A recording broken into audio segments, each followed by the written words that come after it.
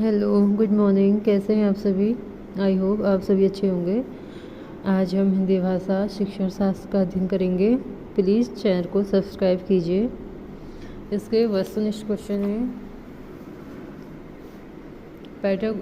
Pedagogy का अर्थ है शिक्षण शास्त्र। सीखना एवं उपलब्धि एक दूसरे से संबंधित है। घनिष्ठ रूप से सीखने के परिणाम से प्राप्त होता है उपलब्धि। सीखना एवं उपलब्धि सामान्यतः संबंधित हैं, सकारात्मक रूप में और धनात्मक रूप में। सीखना व्यवहार में उत्तरोत्तर सामंजस्य की प्रक्रिया है। यह कथन किसका है? स्किनर। काल्विन के अनुसार अधिगमकर्ता के व्यवहार में परिवर्तन होने का कारण क्या है? अनुभव।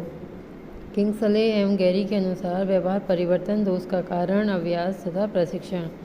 प्रतिचारों के सही चुनाव करने पर अधिगम प्रक्रिया पर प्रभाव पड़ता है। इसका आंसर फर्स्ट और सेकंड है, सकारात्मक और धनात्मक रूप में। लक्ष्य की प्राप्ति न होने पर अधिगम प्रक्रिया को माना जा सकता है पूर्णतः असफल। प्रभाव के नियम के अनुसार उद्दीपक एवं अनुक्रिया का सहयोग होता है। सुखद और दुखद दोनों ही रूपों में हो सकता है। सीखने के नियम प्रमुख रूप से कितने हैं? 3। श्रवण कौशल को छात्रों द्वारा अधिगम उपकरण के रूप में प्रयोग किया जाता है। फर्स्ट और सेकंड इसके आंसर। कहानी, कविता व निबंध शिक्षण संबंधी नियमों को सुनकर, एक दूसरे को सुनाकर। वाचन कौशल को छात्रों द्वारा अधिगम के उपकरण के रूप में प्रयोग किया जाता है। निसंकोच रूप से शैक्षिक समस्याओं का प्रस्तुतिकरण करके, विभिन्न भाषाई विविधाओं का प्रस्तुतिकरण करके। भाषा प्रमुख रूप से किसका माध्यम है? संप्रेषण का। भाषा के अन्य विषयों से संबंधित कार्य हैं। अन्य विषयों के शिक्षण का माध्यम, अन्य विषयों के प्रस्तुतिकरण का माध्यम। राष्ट्रीय एकता एवं अंतर्राष्ट्रीय सद्भावना की स्थापना करना किसका कार्य है? भाषा का। सरल वाक्यों की रचना करना। सीखने का संबंध व्याकरण से है। मानक भाषा का संबंध व्याकरण की दृष्टि से शुद्ध भाषा से है। विराम चिन्हों के उचित प्रयोग का संबंध व्याकरण से है। व्याकरण के प्रयोग से रहित भाषा कैसी लगती है? कर्ण कटु लगती है। विविधता से मुक्त कक्षा कक्ष का संबंध छात्रों की विविध योग्यताओं से है। विविधता से युक्त कक्षा कक्ष में शिक्षण करना माना जाता है चुनौतीपूर्ण। विभिन्न प्रकार की शिक्षण विधियों का प्रयोग उपयुक्त होता है विविधता से युक्त कक्षा में। विविधता से युक्त कक्षा के लिए कौन सा पाठ्यक्रम उपयोगी होता है? विविध प्रकार का पाठ्यक्रम उपयोगी होता है। आदर्श वाचन के माध्यम से दूर की जाती हैं वाचन संबंधी और पठन संबंधी कठिनाई। विराम चिन्हों के प्रयोग से संभव होता है प्रभावी लेखन।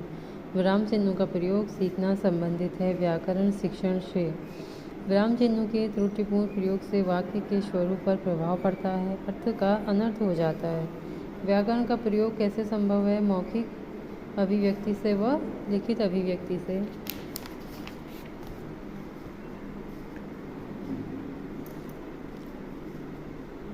वाक्यों की सार्थक रचना में भूमिका होती है व्याकरण शिक्षण की। व्याकरण भाषा का आत्म तत्व है। विविधता से युक्त कक्षा कक्ष में शिक्षक को ध्यान रखना चाहिए छात्रों की शैक्षिक आवश्यकताओं का। क ख ग को का खा गा उच्चारण करना किसका परिणाम है? क्षेत्रीय बोलियों का।